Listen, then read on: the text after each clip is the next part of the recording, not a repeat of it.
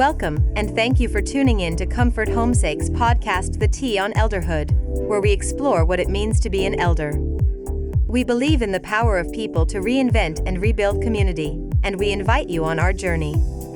Because we value the youth, their voice is also at the table and, together with the wider community, we'll get to a better understanding of the need for and value of elderhood. Sit back and join us, along with our guests, as we engage in rich, thought-provoking, and sometimes funny dialogue.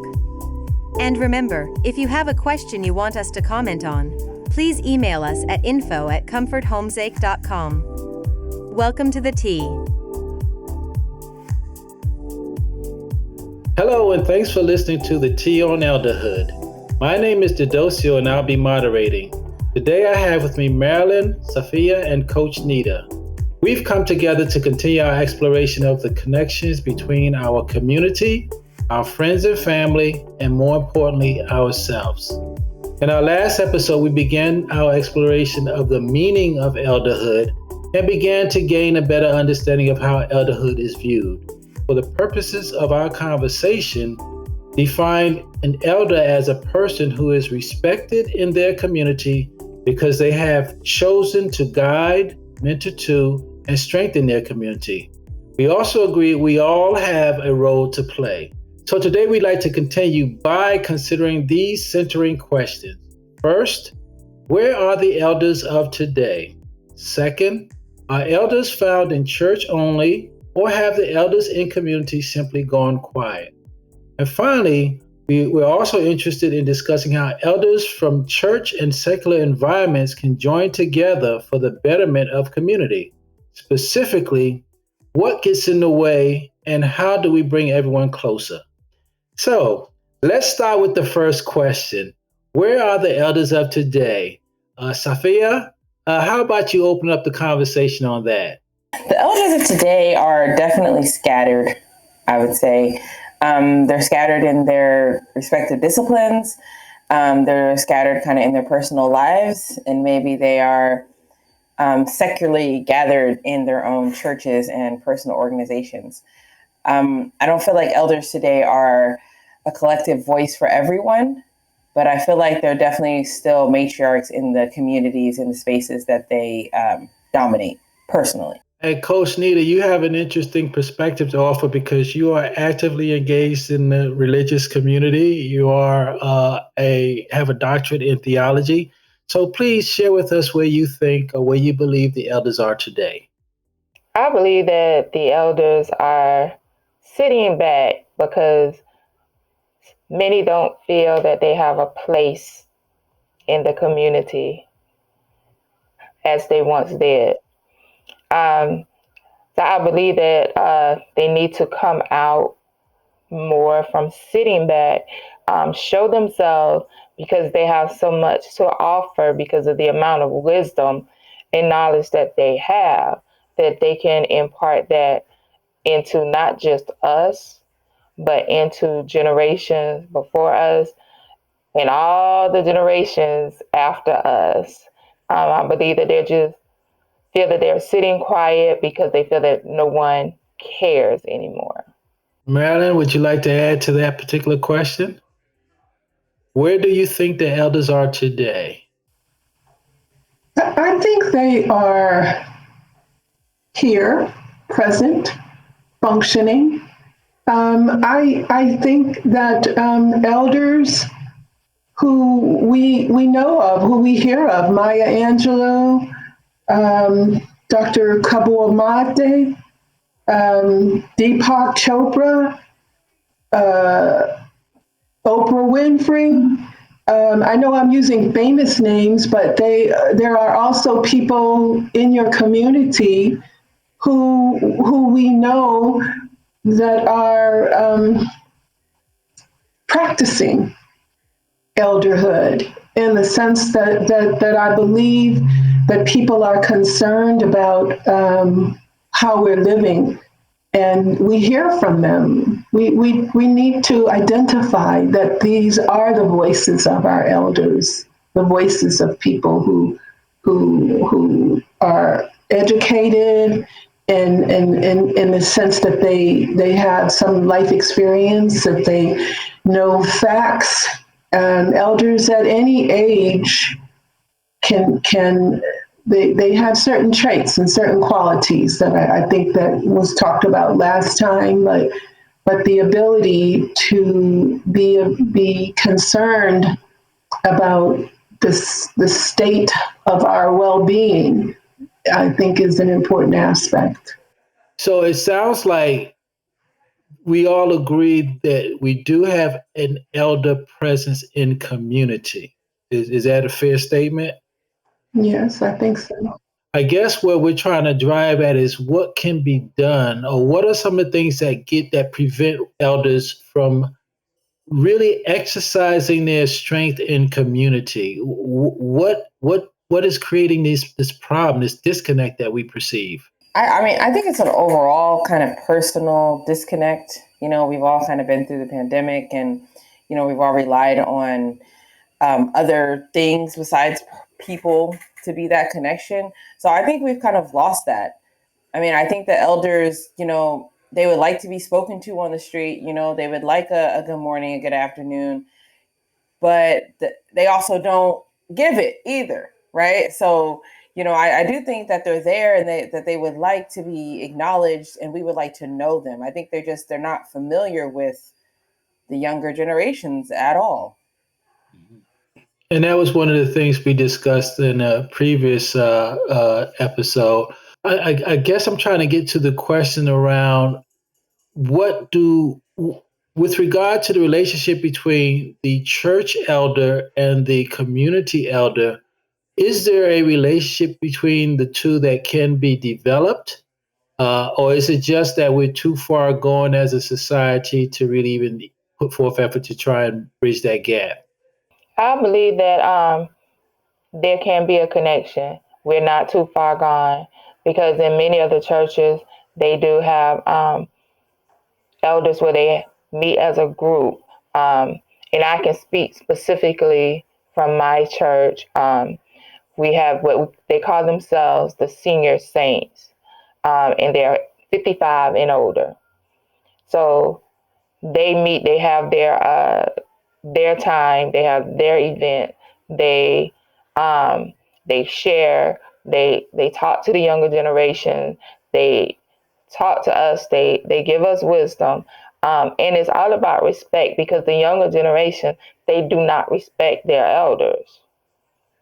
They do not respect their elders, whomever their elders may be. They do not respect them because they do not respect their parents or their grandparents, so they do not respect the others. So as elders, as a group, and as in a community, along with the church, there is a bridge right there where they can come together.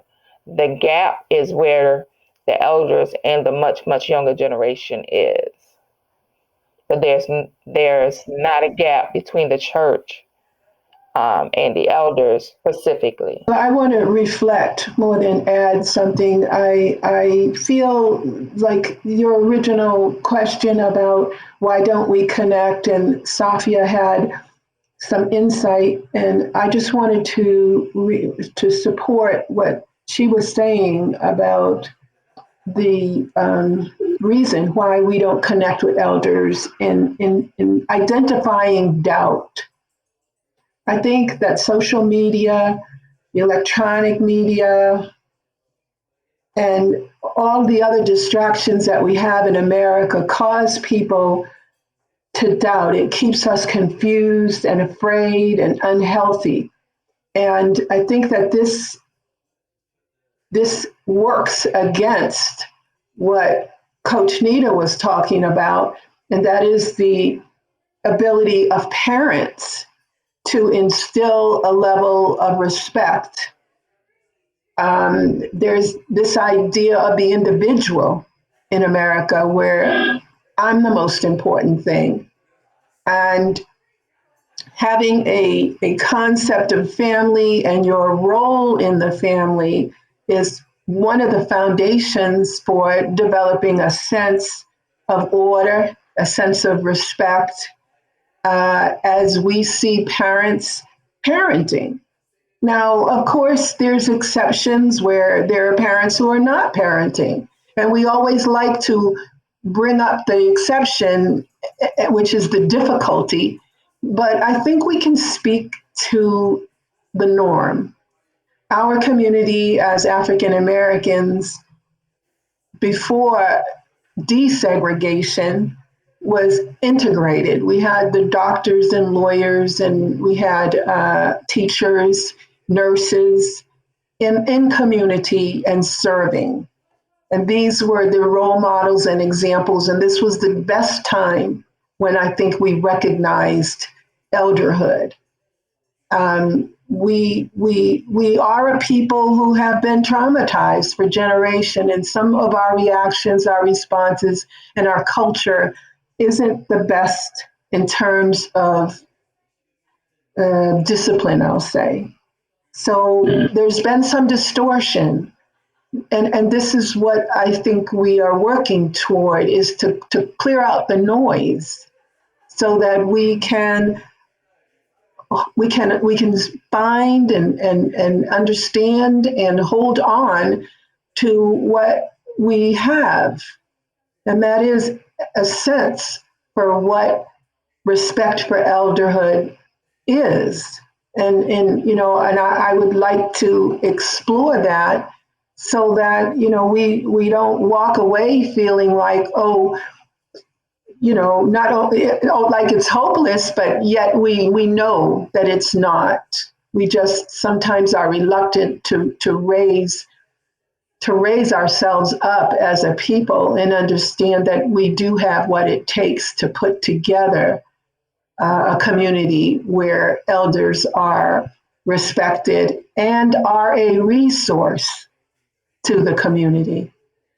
So one of the things you said was we raise ourselves up, and that was a recurring theme in our previous conversation, where there was acknowledgement that part of the solution that we need to implement requires that we take a personal stake, a personal interest, personal action towards making things happen.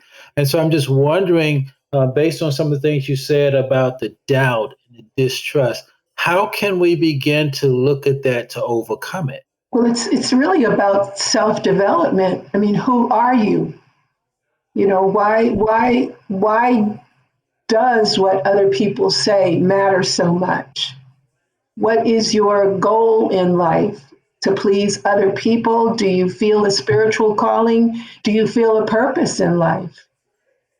And we talked about the idea, and I remember the podcast. I listened to the podcast, and the idea of pulling yourself up was used in a way to explain a difficulty when we're asked to do something without help, without resources, without the ability to do it. And I think that's what an elder group could do: support people as they grow and as they try to figure it out. Not saying that elders are perfect, but I think that one of the traits of being an elder is the ability to be aware of your personal journey, of the that you're on, that life is a continuum, and that there are no really fast answers, that we have to work toward understanding, and with compassion, a lack of judgment.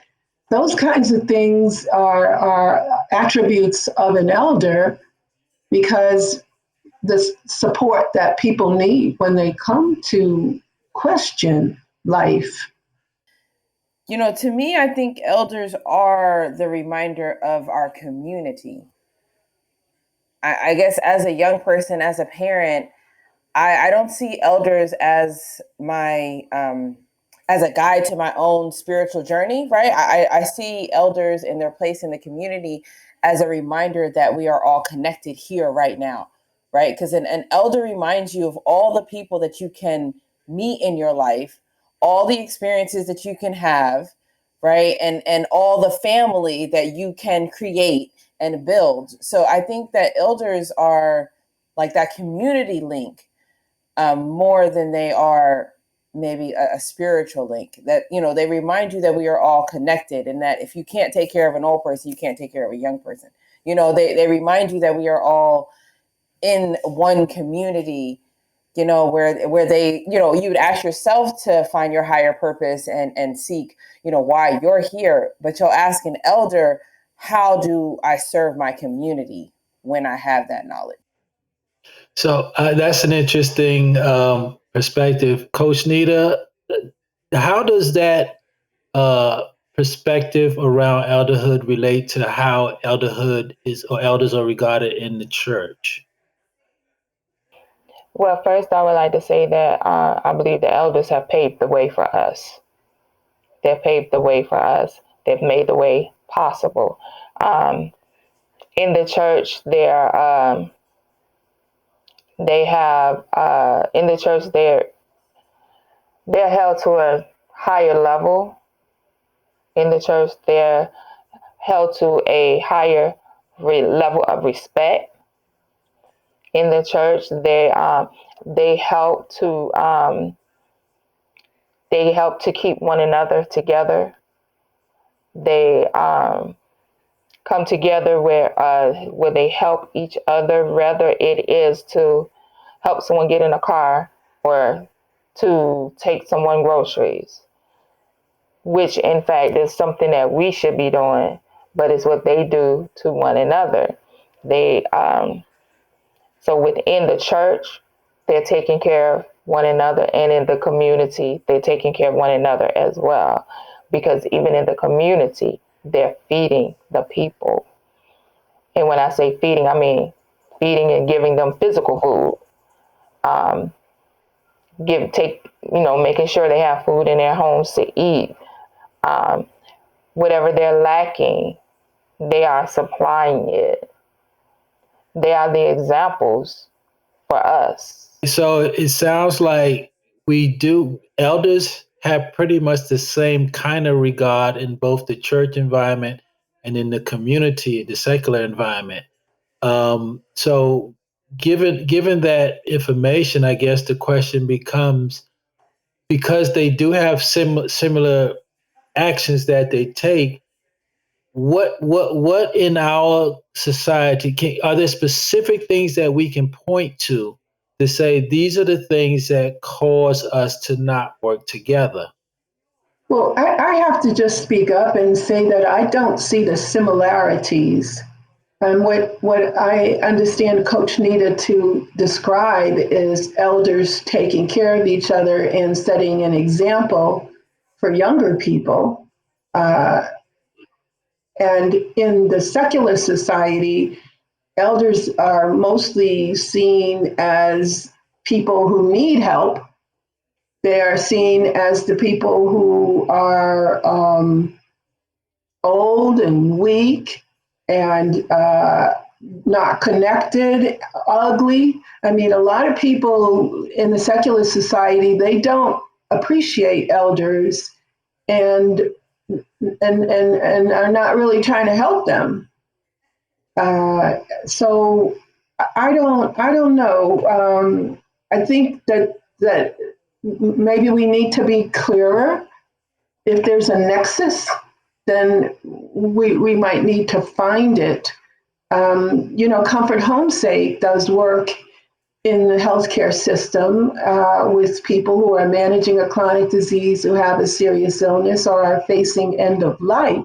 So we do interact with people that we call seniors. I haven't ever heard the word in the healthcare system, elder. It has a certain reverence to it that I think that we maybe should talk about. But as seniors, we in the healthcare system support seniors because of the fact that they are paying customers. But outside of that system, what does the community do for elders? And I think this is the reason, as Coach Nita described, why elders are taking care of themselves or each other, And Safia talked about it, about how we don't know where our elders are or how to help them. So this is something that we really need to examine so that we can pull back the curtain and see that for all that we're saying, the actions, we need to find those places if they are, and those people who are listening to us. I invite you to contact us at info@comforthomesake.com and just let us know if you know of examples where there are elder groups or elder communities, and what are they doing. Okay. So I do see where there are some differences, and I do see where there are some similarities. Um, I am aware that some churches do feed the elders, they feed the community, they do things like that. That's a real thing that happens. As in the case of a lot of philanthropy, a lot of nonprofits, they provide the same kinds of services. So I do think that we're many parts of society are doing the same kinds of thing. What I also believe is that because we don't work in concert, or because we have dividers between us, we don't take advantage of the work we could do to exponentially benefit community. So I think you're absolutely right, Marilyn, in that we do need to understand, well, what's really going on? Why is this the case? What are the reasons people are providing to stay away from each other? And I think it'd be worthwhile if we can try and explore that now. Where would be a good starting point for that? You said it yourself. People stay away from each other, and I think that, COVID has exacerbated that, where, you're asked to keep 6 feet from people. But even before then, I think it was a political uh, move on the part of the government to work with the media to increase the fear level in America, therefore justifying surveillance and other things. And so, we have become afraid of each other. We feel like, well, even if the person's old, we feel like they're gonna be crazy or they're gonna pull us into some web. We have these fears in our minds that don't allow us to walk up to someone's closed door and knock on the door in our own neighborhood, you know. Um, so I think fear. I'm reminded of something based on what you just said. I recall when I was in high school, and for many years after this, back in the 70s and 80s, when I would walk past a stranger in the street, anybody, I would say, "Hey, what's up?" And they would say, "Hey, what's up?" And to nowadays, you don't even look at people when you walk past them. So I do think that the idea of fear is playing in pretty heavy to the divide that we face. And if that's the case, then how do you overcome that fear? What are the stages, the steps that we would need to employ in order to overcome it? I would say it's the fear, right? But there also, wasn't a loud enough objection to the fear.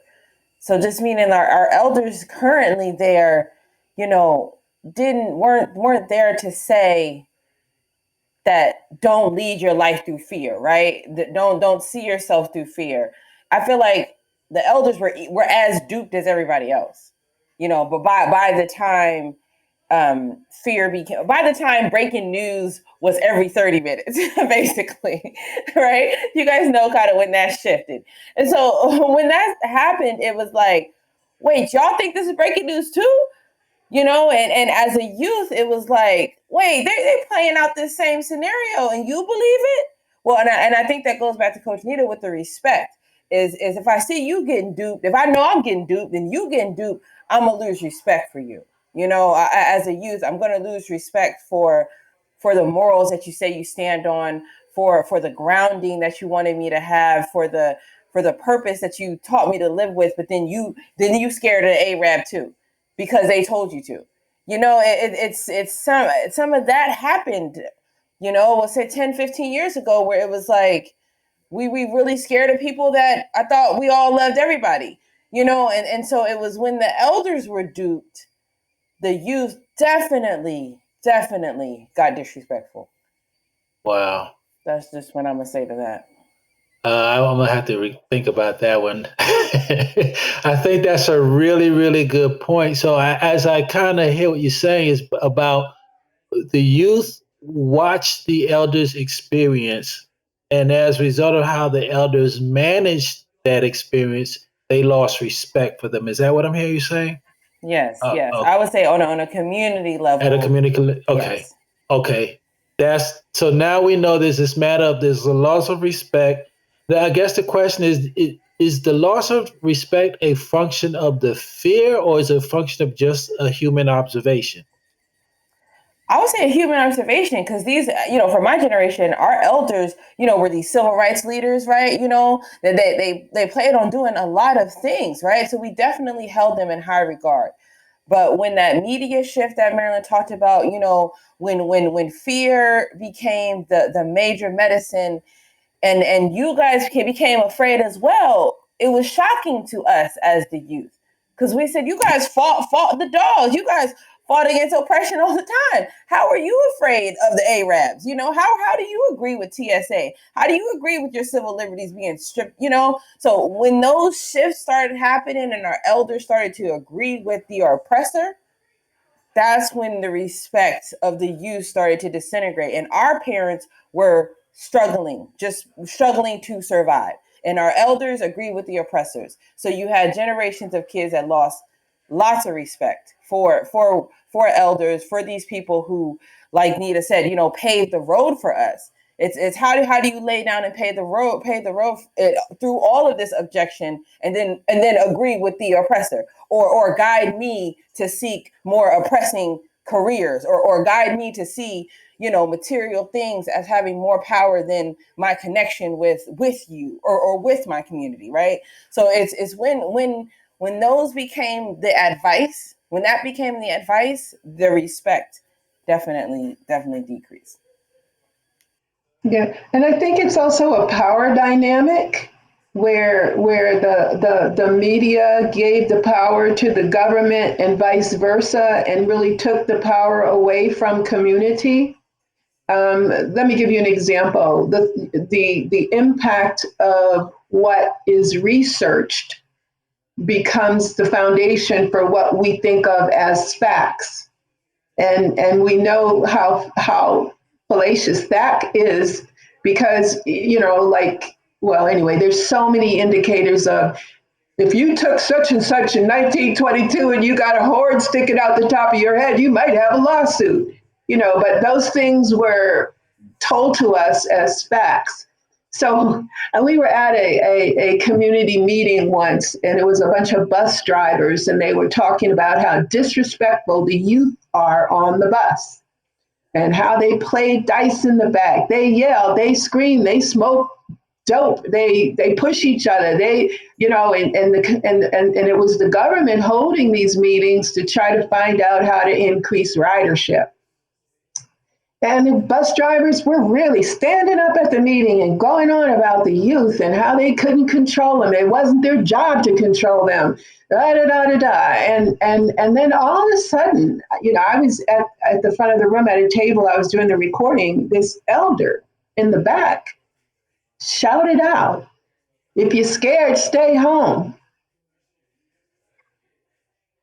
And everybody got quiet, because they realized the truth in that either they should be doing something about their own young people, and not complaining to somebody else collectively about a problem that maybe should be addressed in community. And I think that this is the opportunity, and part of the reason why we podcast, to encourage people to look at issues in the community that only the community can solve. Only the community can solve. We know who these children are, and their families may need some help. So again, if an elder is going to be an elder, then they have to have the ability to use judgment, fairly use judgment, to not disclose everything they know, so that we can build trust, to encourage unity, to have resources to affect change. And often those resources are as simple as what we said people are afraid to do: walk up to a house and knock on the door. You don't have to go alone. Safety is important if there is an issue, but we could try these Wow. things. So that's really good. I kind of tried to encapsulate some of the main themes here, and what I picked up was there is a lack of leadership. There is a lack of ownership. It's easy to say it's someone else's fault. There's a lack of awareness, or perhaps there's the flip of that. There's more awareness on the side of the youth than the elders are willing to give. And then there's the lack of power at a local level that was, through legislation or whatever, it was kind of removed from the local community and pretty much handicapped us to a certain extent. And so I guess given all that information, it means to me that we have a big challenge ahead of us, and all of the different variables have to be taken into account, and whatever else we uncover as we continue these discussions. So I just want to kind of figure out, where do we think is the place? Where would we start? Would we start on leadership? Would we start on awareness? Would we start on ownership? Where would be a good place to start to try and shift things? I believe that we can start at awareness, and then from awareness to ownership to leadership, because we can't start at leadership and we're not aware. How can we be ownership and we're not aware?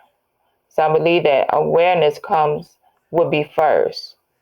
And to piggyback off of what both Miss Marilyn and Miss Safia said,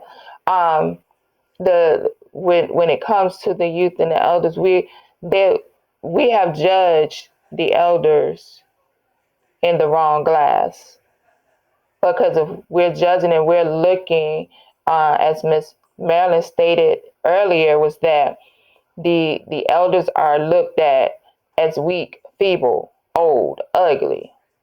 But that had to be passed down, because for me in this generation, and being over 50, then we don't look at the elder people like that. We were taught differently, and if we look at them like that, that is a total disrespect. And with the youth, a lot of this stuff is passed down from their parents. Why? Because their parents had them at a very, very young age. And then their parents, some of the stuff was passed down from their parents because their parents had them at a very young age. So it is a cycle, and it's a cycle that needs to be broken.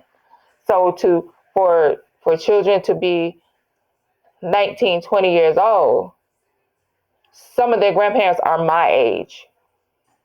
So that tells that they were born, their parents had them somewhere around 12 or 13. And so that they didn't know, and they don't know what parenting 101 is. They didn't know how to parent. Why? Because they were still babies themselves. Their parents didn't know how to parent. Why? Because they were still babies themselves. But with the elders, we don't look at them like that. And until we become aware and we put the awareness in place, then we're being aware of it ourselves. We're teaching others how to be aware as well. Not just the younger generations, but everyone as a whole.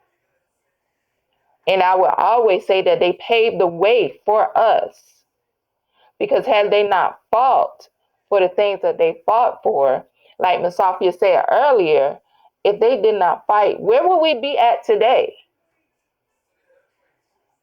Their strength should be the strength that we pull from. So their strength is the strength that we should have, the strength that they carry. We should be picking up that strength from them. So it's not that they're just old. It's not that they're just weak. They could be tired as well, if we want to say that. But and I believe someone else also said that they're forgotten.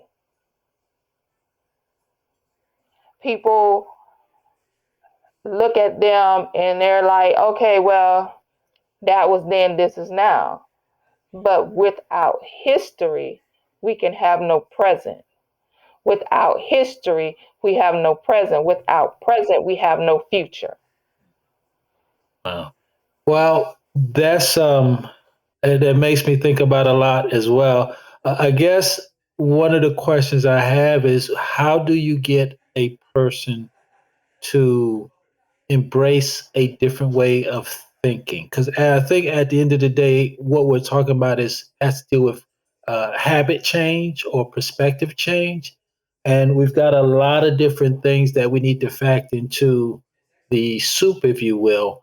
But at the end of the day, in order for us to realize something better, there has to be change. And so, if we're butting up against uh, a resistance towards that change, what are some of the things we can consider doing to help overcome it?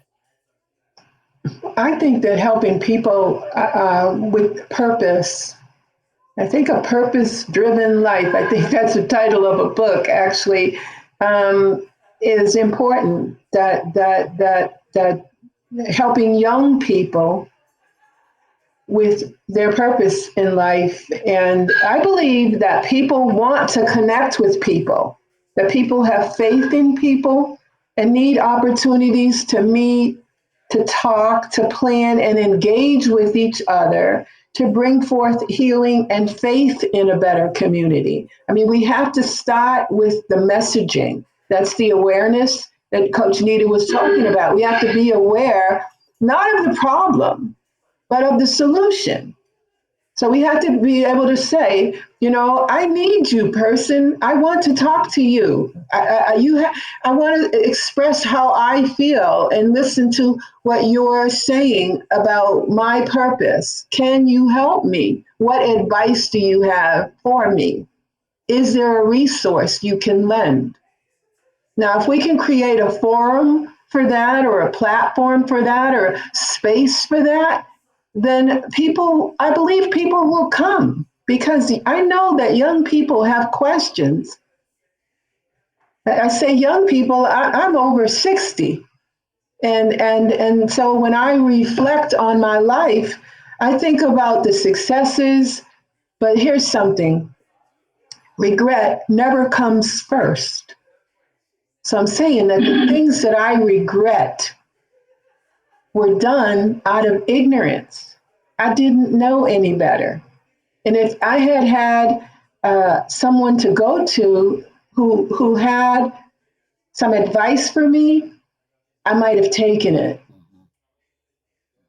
But what does a person do when they believe there is no one who they can talk to?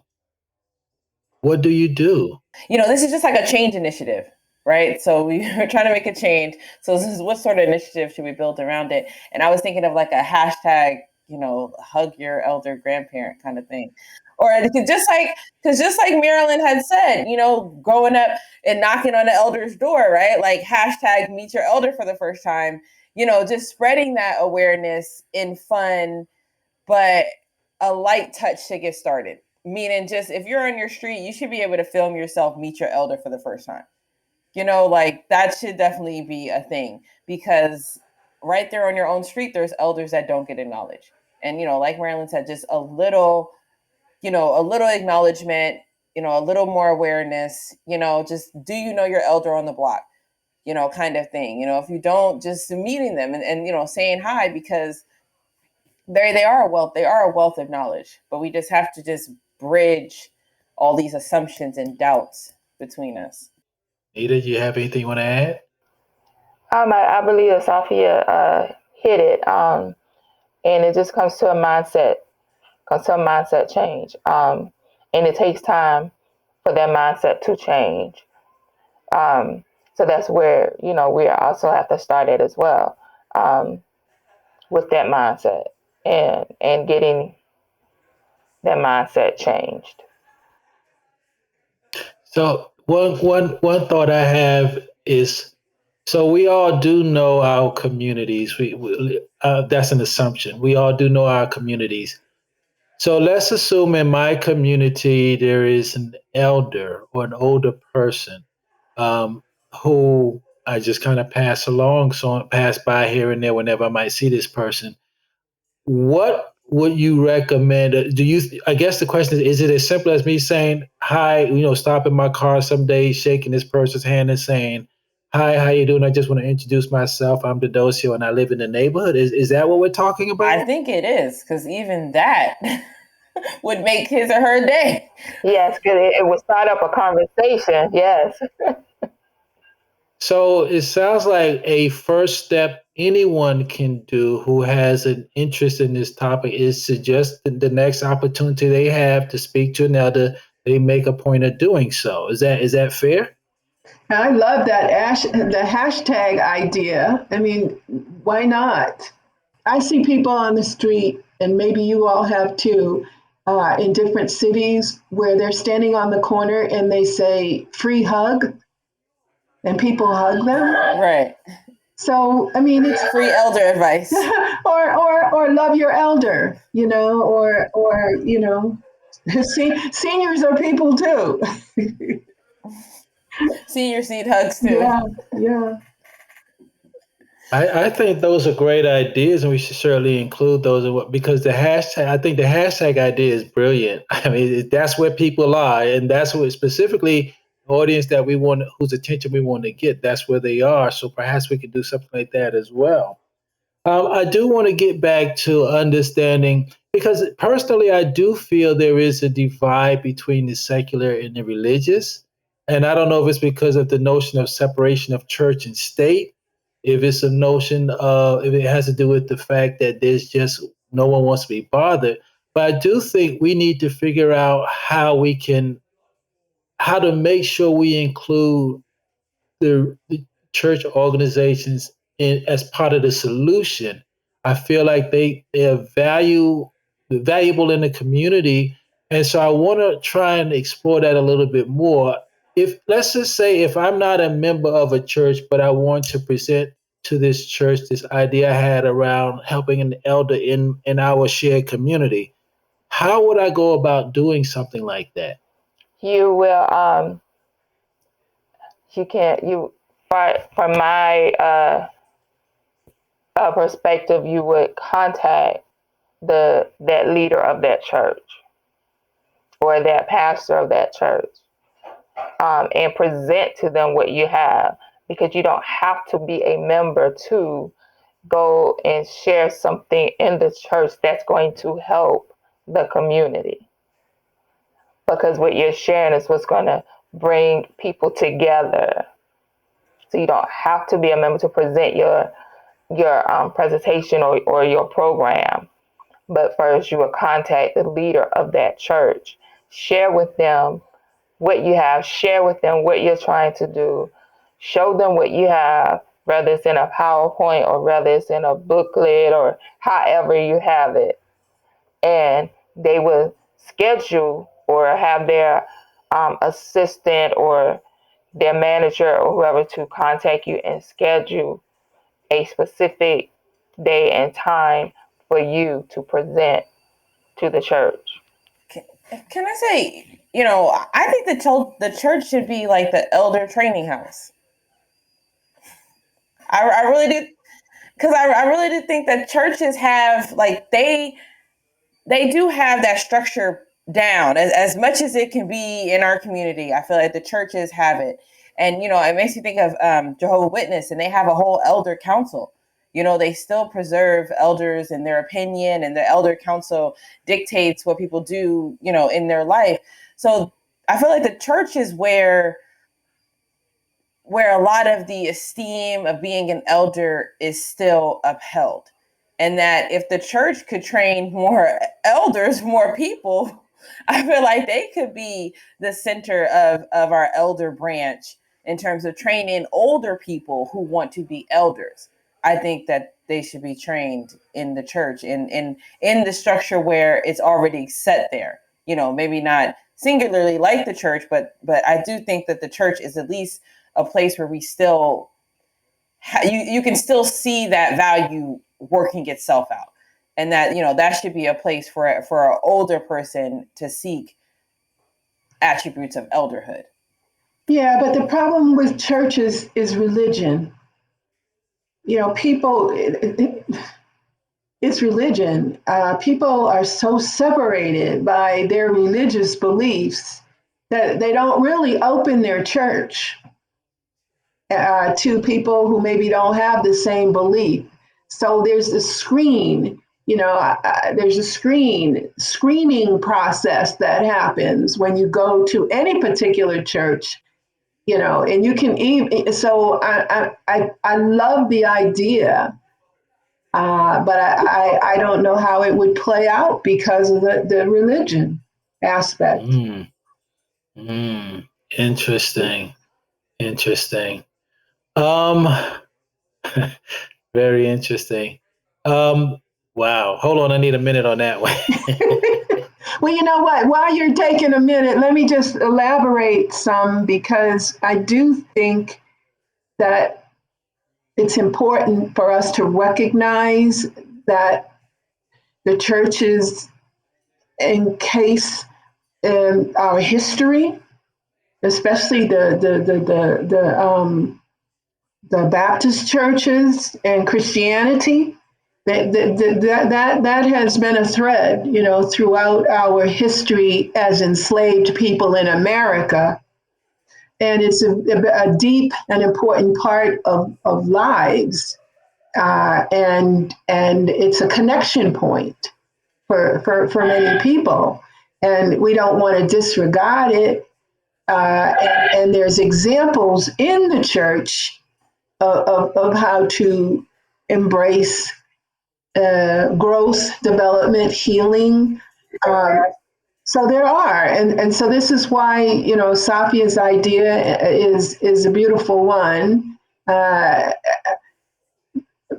again, I do believe that religion is in the way of that being a community forum. And so let's just take it out of the church and try to get the church to be part of the elders, so that there could be some leadership and the benefit of experience, in terms of how to host problems and issues, and galvanize the community towards solving those issues for beautiful reasons, the reason of spirit, the reason of perpetuating kindness and goodness on earth, and all kinds of good reasons. I do think that there is a certain separation, or certain limitations, I should say, with regard to how one might engage with a religious entity. I feel like I have to agree with you that I think the solution has to be one in which we intentionally include places of worship as part of the solution, but we don't rely on just one or just two or three. We make the offering wide enough so that anyone who sees the value in it can participate. I think that is unfortunate. I kind of understand the mindset behind it, but I'm just wondering if we see that as a positive or a negative aspect of formalized religion as we experience it here. I think they're conflated right now, in the sense that of course religious is positive for those people who are believers in that faith. I think the practical application it depends on the criteria for being an elder. Can you be non-judgmental? can you be compassionate? That's why I feel like the church can be. I don't know. I guess I wasn't raised that much in a church, so maybe this is being naive. But I would think that the church can be a place that all and any can come to get wisdom, to heal, to forgive. I guess I'm saying my naivety is to think that the church would be not that kind of place, but it must not be, right? But I feel like they're everywhere and they're in the community and they represent a community place. So it's like, let's beef up the church too, to say, hey, you're a church for religion, but you're also sitting in East Oakland, right? How come on Wednesday night, we can't have a elderhood training here for everyone? It's just, I may, like I said, maybe this is just me being naive, but I think the church in its 501c3 nonprofit status can be lending beyond its religious, yeah, right, exactly, beyond its congregation to actually do more community work. And I know that an elder would tell me that churches did more community work than they do. One thing I'm thinking about is the work I did back in Oakland when we actually were working with some of the churches around HIV and AIDS awareness, and we were able to bring that community together because as outsiders, because we actually came in again with this is needed to help build a stronger community. Oakland at that time was having an epidemic around HIV and AIDS. And so we wanted to start getting messages out in mass to communities. So we had all the nonprofits, all the service providers, and the churches to create a body that could help move society. So that model can work. I think the key is to figure out how could we approach a religious entity such that they don't feel fear or resist what we're trying to present to them. And I would like to think we should be able to easily have this conversation with our faith leaders, but I don't know. I don't know how difficult or how easy that might be. And I think we definitely need to try and figure that out because I feel like I do agree with you, Safia, that there is a strong role the religious community plays in the solution. And I don't mean just Christian, I mean any religion, whether you're Jewish, Muslim, whatever you might choose, but Buddhist, whatever you might choose to believe in, I think there's a role for all people to play in helping to move forward. Well, I want to say that when you name those religions, what I think about is fundamental belief systems that these religions represent, and they're different. They're different, and this is why I'm saying that we need to call out. I'm going back to the traits of elderhood. We need to call out like what's at hand. I think it's a beautiful idea to have people who have different perspectives on the meaning of life, so that when we're dealing with a problem or an issue or some contradiction, we can have those perspectives as broad as the resource that may be needed to I don't want to say fix the problem, but to amplify the solution. So you see what I'm saying? That we can't mix it up, but so much with the idea of separateness, we need to create awareness or a platform for what brings us together. What the commonality in terms of intuition, discipline, awareness, non-judgmental. I mean, how many religions? Almost every religion you named has issue with gay and lesbian, transgender people. So if that was an issue that the community was dealing with, then it would need to be appreciated, not from a religious perspective, but how could a religious person avoid that? And in order to be an elder, you may have to be able to avoid that.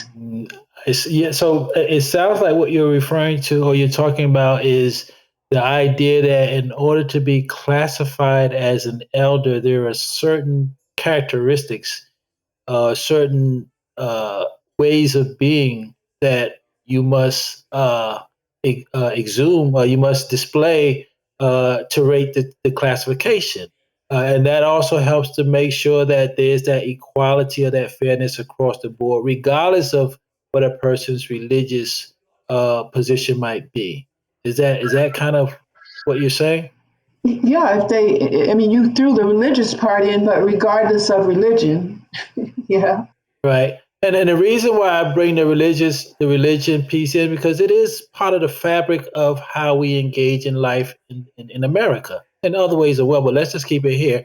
And I think that if we don't factor that into looking at this challenge, then we might be doing ourselves a disservice because they are indeed throughout the United States. They're everywhere. And it's in our best interest to make sure that we're inclusive as long as the folks who we work with understand that this is about just building a stronger community, and that's wherever that community might be, and this is what is expected of you if you want to be a part of it.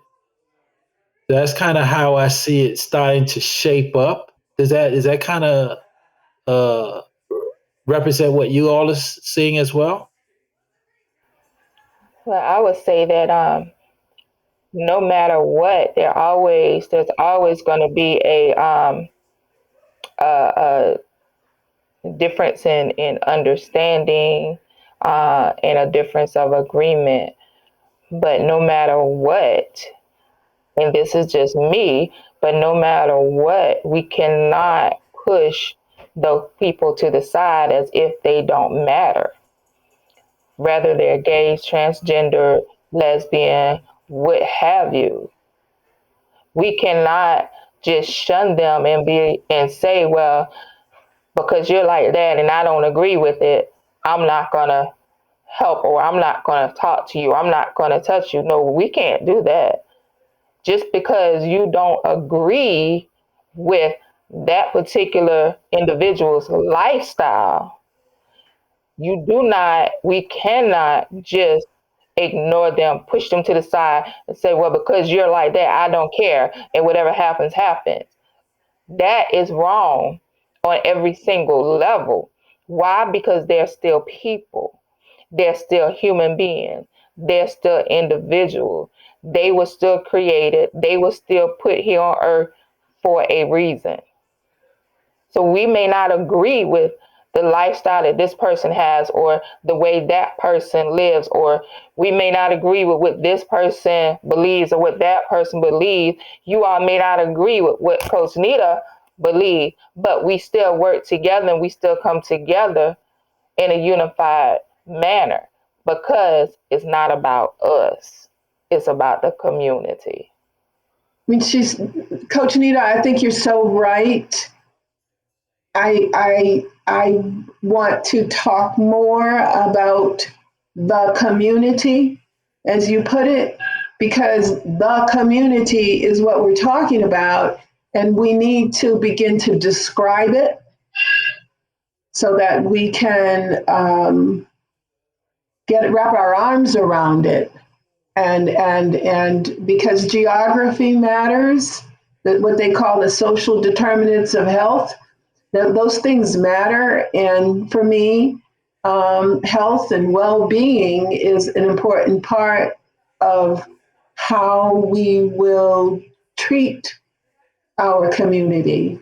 I would look for a healthy, mentally and physically, spiritually healthy community. That's one of the goals that I would have if I were on an elder council. I expect that other people would have other kinds of skill sets or whatever you call it, inclinations or perspectives on what makes a community healthy or better. But and I think that all are welcome, because we're going to need every resource. This is a big issue, because we've got media, we've got a lot of stuff creating barriers to us coming together in the way that we want to as a community. So we've got we're at the end of today's broadcast. And now it's the part where we open up for final thoughts on today's broadcast.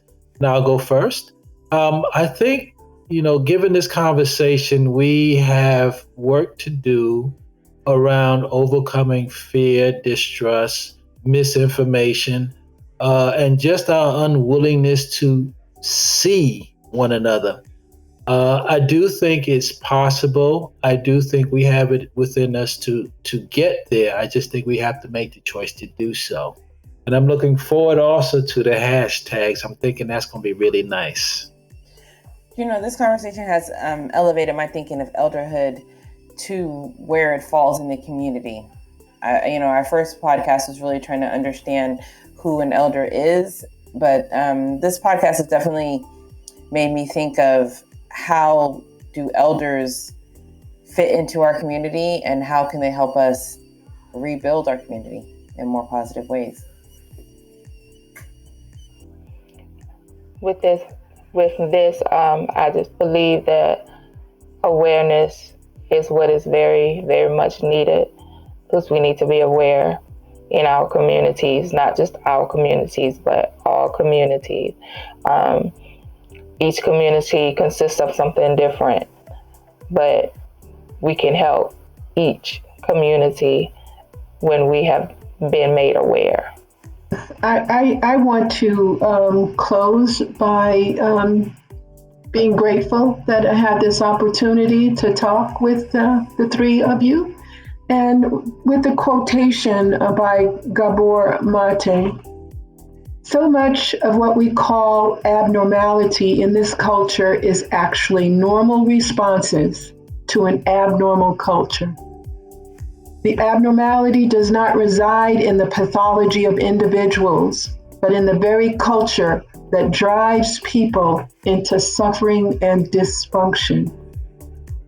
So I think we have to really understand that our work is important. It's critical to creating a balance for people, and possibly the elders can bring purpose and healing back to life. Do you have a question you want to ask us? Heard something that resonated with you? Or maybe you just want to share a story about how your elder impressed you. We want to hear from you because we're interested in taking a deeper dive into the elderhood conversation, and your input helps. Please send your questions, comments, or observations to info@comforthomesake.com. And remember, someday you too will join the ranks of the elders. Plant your seeds accordingly.